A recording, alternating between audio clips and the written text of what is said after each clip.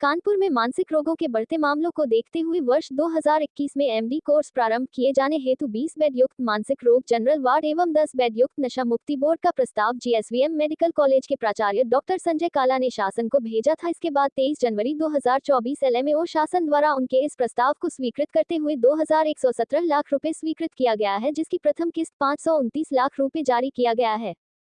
पूरी जानकारी देते हुए जीएसवीएम के मनोवैज्ञानिक विभाग के हेड एवं प्रोफेसर डॉक्टर धनंजय चौधरी ने बताया कि उत्तर प्रदेश का सबसे बड़ा महानगर कानपुर है, जहां पर आसपास के लगभग 18 जिलों के मरीज इलाज कराने आते हैं। इसके बाद भी मानसिक रोगियों के लिए कानपुर में सीमित संसाधन उपलब्ध नहीं थे, लेकिन अब डॉक्टर संजय कला के प्रयासों से 21.7 करोड़ रुपए की लागत से मानसिक रोग विभाग का विस्तारीकरण एवं नशा मुक्ति वार्ड का निर्माण हो रहा है। इस बिल्डिंग में बेसमेंट के साथ साथ G+3 भवन का प्रस्ताव है, जिसे कार्यदायी संस्था CNDS द्वारा 2 वर्षों में निर्मित किया जाएगा, जिसमें 10-10 बेड युक्त पुरुष एवं महिला वार्ड, 10 बेड युक्त नशा मुक्ति वार्ड के साथ students chamber, emergency room, PTC room, RTS room, occupational therapy room, recreational therapy room आदि का निर्माण होगा, जिससे कि कानपुर में मानसिक रोगों के मरीजों में जल्द ही सुधार आएगा और कानपुर वासियों को लखनऊ या आगरा नहीं जाना पड़ेगा। Bite doctor Dhananjay Chaudhary, head एवं प्रोफेसर मनोवैज्ञानिक। देश में ऐसा हो रहा है कि इतनी बड़ी लागत किसी मेडिकल कॉलेज को मिली है, वो भी साइकेट्री डिपार्टमेंट को। मतलब बाकी तो होता रहता है। आप लोग कई वर्षों से पहुंच जा रहे हैं। अभी कल ही लेटेस्ट एक मामला था, 17 वर्षीय छात्र था, उसकी बॉडी जो है क्या कहते हैं नहर में मिलती है। वो ऑनलाइन गेमिंग खेलता था, उससे प्रताड़ित हो जाता है, पैसा अपने उससे। तो इस पे किस तरह से वर्क करेंगे आप लोग? इससे क्या है कि अभी तो 2 ही लोग हैं, जो संसाधन बढ़ेगा, मैन पावर बढ़ेगी। इसके बाद हमें पीजी भी मिल जाएगी, कोई एक फैकल्टी के आने के बाद मैन पावर बढ़ेगा। और अभी तो 10 बेड पे ही हम काम कर रहे थे, अभी 30 बेड हो जाएंगे, तो ये बढ़ जाएगा और फैकल्टी बढ़ जाएगी, संसाधन बढ़ जाएंगे। अभी एक आदमी कितना करेगा, 2 आदमी कितना करेगा? जब कई सारे हो जाएंगे, काउंसलर भी उपलब्ध हो जाएंगे, तो इन सब चीज़ों में जिसको परेशानी होगी वो और आएगा। और इसके साथ साथ हम लोग और समाज में जागरूकता फैलाएंगे इन सब चीज़। अरे बहुत ही खुशी की बात है, हर्ष की बात है कि इतने सालों में इस विभाग में मानसिक रोग विभाग जीएसवीएम मेडिकल कॉलेज के मानसिक रोग विभाग को के विस्तारीकरण और डी एडिक्शन वार्ड बनाने के लिए सरकार ने 21 करोड़ रुपए स्वीकृत किए हैं। और इसमें से प्रथम किस्त में 529 लाख रुपए हमको प्रथम किस्त के रूप में दे दिए हैं। तो अभी तक हमारा क्या है, ओपीडी के चैम्बर्स में और 10 बेड पे ही हम लोग काम चलाते थे, लेकिन अब हमारे पास 10 बेड मेल, 10 बेड फीमेल और 10 बेड का डी एडिक्शन वार्ड इसमें बन जाएगा, जिसमें कंसल्टेंट चैम्बर्स होंगे और मरीजों के लिए बहुत सारे इंटरवेंशन रूम, जैसे ECT थेरेपी होती है, RTMS होता है, बायोफीडबैक, EEG मशीन और तरह तरह की काउंसलिंग सर्विसेज ये हम लोग प्रदान कर पाएंगे। और इसके साथ साथ हमें मानव संसाधन भी सरकार ने उपलब्ध करा दिए हैं, जिसमें पहले हमारे पास 2 ही कंसल्टेंट की पोस्ट थी यहाँ पे मानसिक रोग विभाग में, जो बढ़ाकर अब 6 कर दी गई हैं। और जो सीनियर रेजिडेंट की 1 पोस्ट थी उसको बढ़ाकर 5 कर दी गई हैं।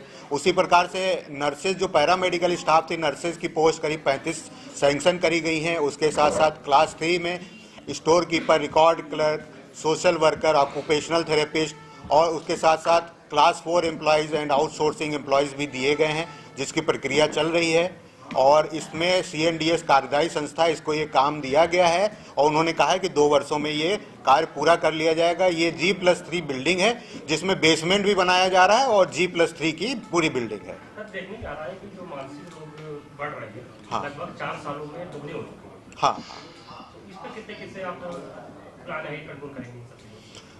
देखिए, अब जब से मैं आया हूँ 2008 में मैंने यहाँ ज्वाइन किया और अब जो है करीब 3 से 4 गुना वृद्धि हो गई OPD केसेस में, वो आ रहे हैं। तो हम लोग उनको जागरूक करते हैं समय समय पे। वर्ल्ड मेंटल हेल्थ डे हो गया या अल्जाइमर्स डे हो गया या और भी बहुत सारे डे होते हैं, सिज़ोफ्रेनिया डे, बाइपोलर डे, उस पर जो है प्रेस कॉन्फ्रेंस करके हम लोगों के बीच में जागरूकता फैलाते हैं कि ये एक मानसिक रोग है, इस तरीके के मानसिक रोग होते हैं। तो अब जो है, पहले मानसिक रोगों के बारे में इतनी जागरूकता नहीं थी, लोग समझते थे भूत प्रेत बाधा है, मानसिक रोग नहीं है। लेकिन धीरे धीरे जागरूकता प्रोग्रामों से और जो मरीज यहाँ आते हैं वो भी बाहर जाके बताते हैं कि हमें ये मानसिक रोग था, उसका इलाज हमने यहाँ कराया तो हम ठीक हो गए। तो इसी प्रकार से जागरूकता फैलाएंगे तो ज़्यादा से ज़्यादा मरीज आएंगे और चूँकि हमारे पास संसाधन ज़्यादा होंगे तो मरीजों को उस प्रकार से हम लोग ज़्यादा इलाज और ज़्यादा अच्छा इलाज मुहैया करा सकते हैं। पहले मानसिक रोगी जो थे वो 30 वर्ष की आयु से लेकर 45 से 50 वर्ष की आयु में आते हैं, मगर अब एक ट्रेंड चला है कि युवा, जिनको कहा जाता है वयस्क बच्चे 17 साल से कम, ये ज़्यादातर डिप्रेशन का शिकार हुए जा रहे हैं और कारण गेमिंग, ऑनलाइन गेमिंग या इन तरह की चीज़ों में फंस करके होते हैं जिसकी वजह से ये सुसाइड भी करते हैं। तो इस पे किस तरह से काम करेंगे? इस पे हम लोग जो है एक हमारी सुसाइड हेल्पलाइन पहले से चलती है, बाकी जागरूकता फैलाएंगे। और ये भाग दौड़ भरी ज़िंदगी हो गई है। पहले हमारे ज़माने में 3-3 महीने की गर्मियों की छुट्टियां होती थी और 1 महीने की जाड़ों की छुट्टियां होती हैं। अब तो बच्चों की छुट्टियां बहुत कम कर दी गई हैं। पढ़ाई में बहुत प्रतिस्पर्धा हो गई है, बहुत ज़्यादा बच्चों के ऊपर पढ़ाई का बोझ है। उसके साथ साथ जो युवा होते हैं उनमें हार्मोन की जो होती है वो अधिकता होती है, उसमें कई सारे चेंजेस हो रहे होते हैं। वो नहीं समझ पाते हैं कि हमारे अंदर क्या चेंजेस हो रहे हैं और सोशल मीडिया पर ही उनका ज़्यादा ध्यान होता है, उस पर ज़्यादा समय बिताते हैं, जिसमें कई बार भ्रामक जानकारियां या इस तरह की फिशिंग चीज़ें होती हैं जिसमें बच्चे पढ़ के गुमराह हो जाते हैं। उनको ऑनलाइन गेमिंग की आदत पड़ सकती है और सोशल मीडिया में बहुत ज़्यादा संलिप्त होकर उनको गलत अवधारणाएं पैदा करी जाती हैं, जिसके कारण बच्चों में बहुत सारी, खासकर युवाओं में मानसिक रोग की बढ़ोतरी होती जा रही है। तो इस वजह से आत्महत्या के केसेस भी दिनों दिन बढ़ते चले जा रहे हैं।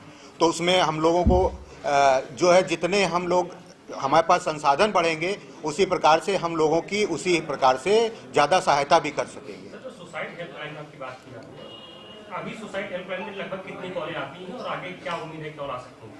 नहीं, सुसाइड हेल्पलाइन में ये है कि सरकार का बहुत ज़्यादा इस समय फोकस है मानसिक रोगों पर, और वो जो है एक हर ज़िले में टेली साइकेट्री नाम का एक वो चला रहे हैं, जिससे लोगों को बहुत सहायता होती है। अभी हमारे यहाँ इस तरह की कोई हेल्पलाइन नहीं है, बट इंडियन साइकेट्रिक सोसाइटी की हेल्पलाइन है जिसका कि टोल फ्री नंबर भी उपलब्ध है। उस पर कॉल जाती है, लेकिन उसका डेटा हमारे पास उपलब्ध नहीं है। उत्तर प्रदेश में पुलिसकर्मियों की संख्या बहुत ज़्यादा है और लगभग अब देखा जा रहा है कि पुलिसकर्मी की काम ज़्यादा होने की वजह से इस मानसिक रोग की बीमारी बढ़ रही है। तो क्या आप लोग इस डिपार्टमेंट से मिलकर कुछ आगे की प्लानिंग करेंगे? पुलिस का काम बहुत ही दबाव वाला है। 24 घंटे की जैसे चिकित्सकों की ड्यूटी होती है, उसी प्रकार से पुलिस कर्मियों की भी ड्यूटी होती है। उनको छुट्टियां कम मिलती हैं, उस हिसाब से उनका वेतन भी शायद उनको उतना नहीं लगता है। और बहुत सारी चीज़ें, घर का भी दबाव होता है, पारिवारिक दबाव होता है। उस वजह से ये होता है। मैं भी अपनी ओपीडी में जब कोई पुलिस वाला वर्दी में आता है तो मैं उसको पहले देखता हूँ। पुलिस